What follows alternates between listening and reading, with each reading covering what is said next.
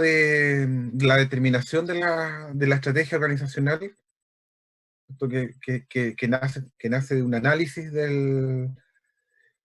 tanto de la situación externa como interna,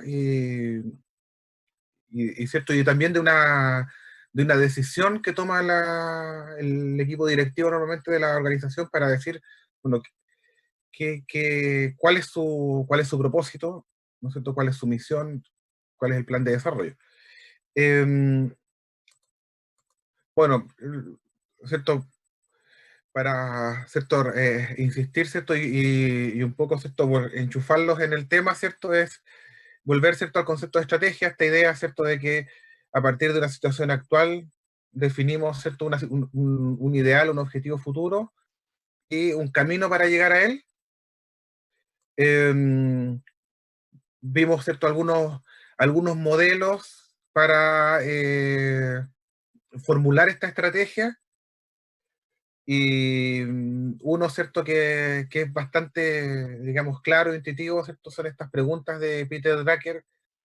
Entonces, estas 5 preguntas que para poderlas contestar en general uno tiene que hacer, ¿cierto? Bastante análisis y recopilación de información.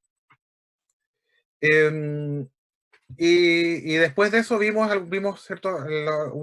Varios conceptos que nos permiten definir este perfil de la organización, entre ellos, ¿cierto? La misión, la visión, los valores. Esto les dejé una tarea en relación a ello. Y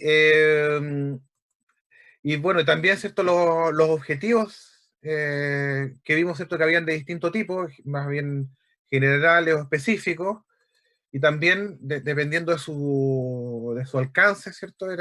Los podíamos definir en estratégicos, tácticos y operacionales. Em, Todo ello, ¿cierto? Nos permitía definir este perfil general de la empresa, y a partir tanto del análisis interno como externo, uno identificaba amenazas, oportunidades, debilidades y fortalezas, y con eso, ¿cierto? Planteaba cuáles podían ser las estrategias alternativas. Entonces, ¿cierto? En este momento vamos a dedicarnos a esta segunda etapa, que es el desarrollo de las estrategias.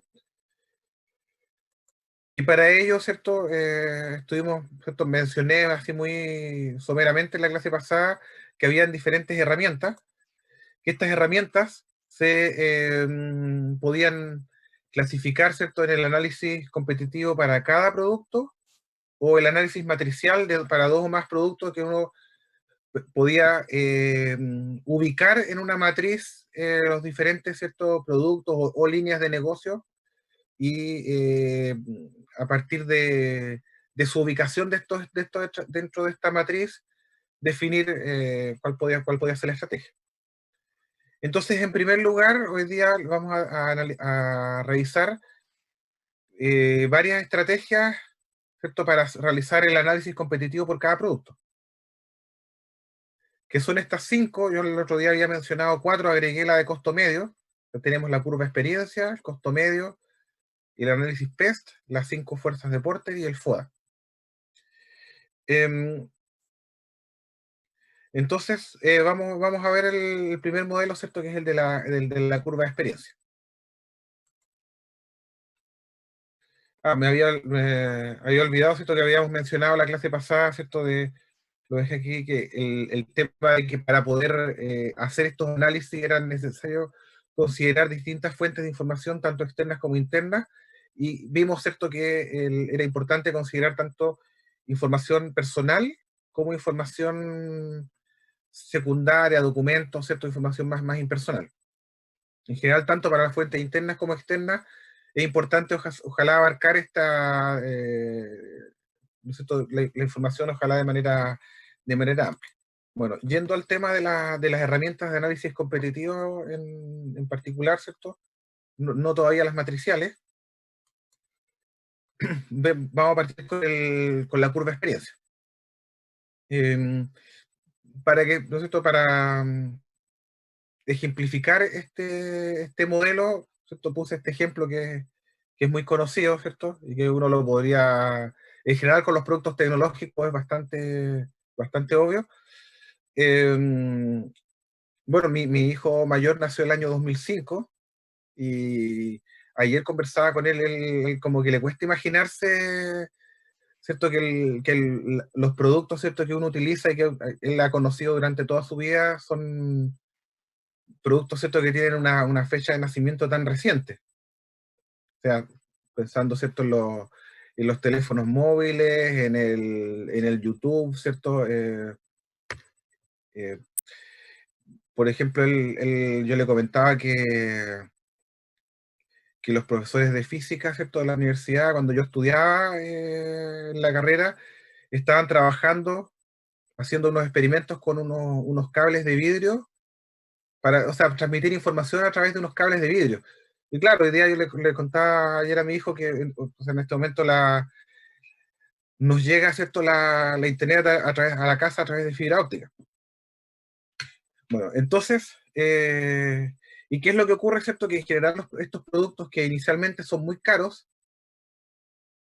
y que normalmente ocurre que el precio el costo de producción de las primeras unidades normalmente es mayor incluso al que al precio de venta.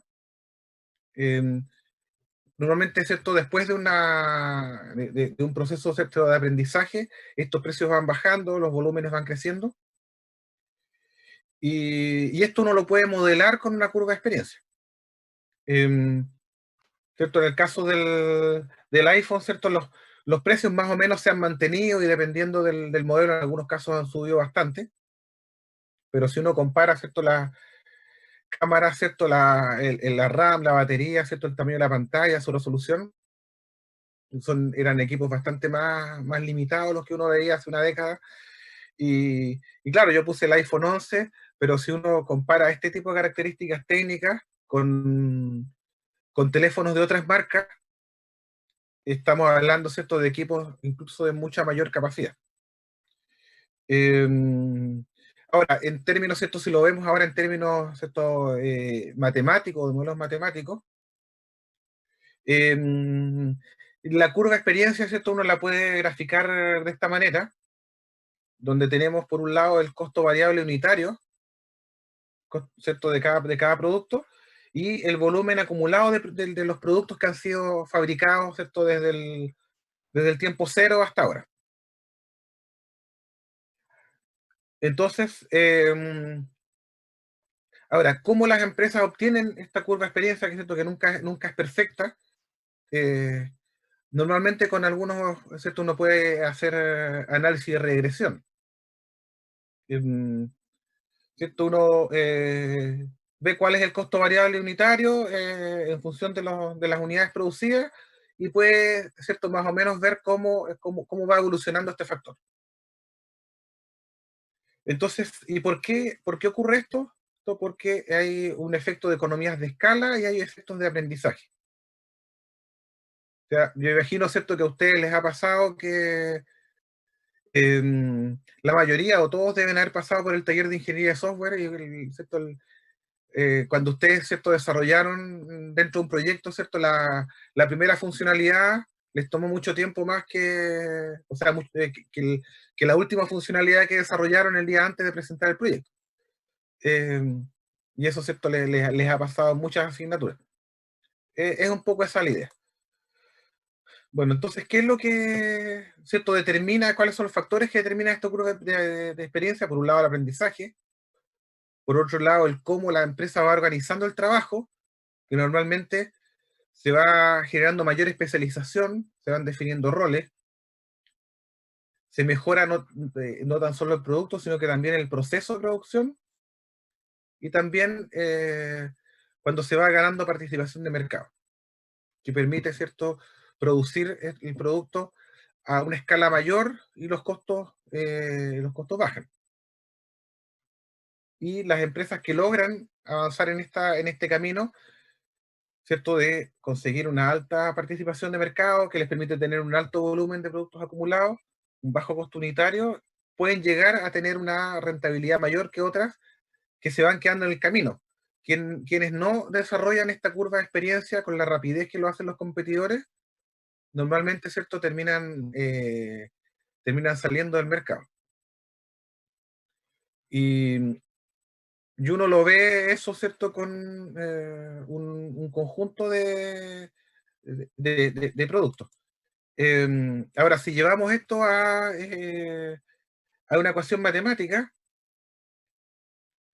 tenemos la podemos modelar con esta fórmula, ¿ya? Y es que el tiempo requerido para producir la enésima unidad es el tiempo dedicado para producir la primera unidad multiplicado por el n elevado a logaritmo del porcentaje de aprendizaje dividido por el logaritmo de 2.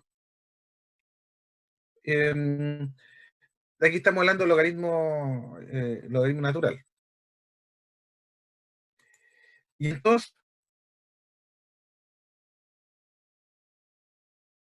a ejemplificar este concepto, ¿cierto?, de la curva de experiencia, eh, si nosotros, por ejemplo, pensamos que para producir un determinado tipo de series de programa de televisión, eh, tenemos una curva de aprendizaje, ¿cierto?, con un factor de 80%.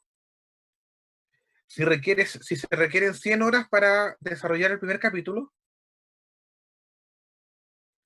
y tenemos un factor de aprendizaje del 80%, significa que para duplicar la cantidad producida, o sea, el tiempo que nos toma fabricar la unidad que duplica la cantidad producida, es 100 horas por el 80%, o sea, 80 horas.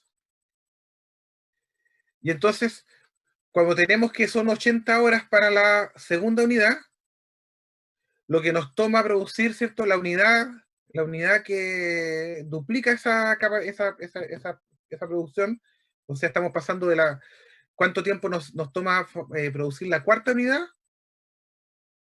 La cuarta unidad nos va a tomar 64 horas, o sea, el 80% de los 80, ¿ya? Y uno puede seguir, ¿cierto?, esa curva, y entonces si la cuarta unidad nos toma 64 horas, tenemos que el capítulo 30 nos toma, ¿cierto?, menos de 40 horas. Pero se fijan que no es lineal. O sea, la curva de aprendizaje, ¿cierto?, la curva de experiencia no es una curva lineal. Ahora, ¿cierto? Si uno mete este ejercicio, ¿cierto?, en Excel, y, y obtiene esta curva, y eh, este tipo ¿cierto?, de modelo nos sirve bastante, por ejemplo, cuando uno se hace la pregunta de, eh, ¿cierto?, ¿cuáles son las ganancias de productividad, ¿cierto?, a la hora de especializar o organizar el trabajo de una determinada forma? Eh, entonces, el tema, ¿cierto?, es que se fijan, hay límites, dependiendo de cómo se comporte, ¿cierto?, esta curva de aprendizaje, hay límites a la hora de cuál podría ser la ganancia. O sea, probablemente, ¿cierto?, ni aunque produzcamos infinitas unidades, ¿cierto?, de capítulos de esta serie, vamos a podernos demorar 20 horas para, digamos, el caso de este ejemplo. Ahora, este modelo, se fijan, bastante sencillo, uno puede, ¿no es cierto?, de cierta forma proyectar. Ahora, ¿qué es lo que ocurre, cierto? Que cuando tenemos varias empresas que comparten esta curva de experiencia, em, uno viendo, ¿cierto?, dónde están ubicadas estas empresas, ¿cierto?, de manera intuitiva, uno podría decir cuáles son las estrategias que cada una va a seguir. O sea, una empresa que está ubicada acá ¿cierto?, que es un líder de mercado, que es el que tiene un mayor volumen acumulado de producción, ¿cierto?, vendido o fabricado más unidades, ¿cierto?, de todos los competidores, probablemente es el que tiene el costo variable unitario más bajo, y lo que va a intentar hacer esta empresa es mantener esa posición.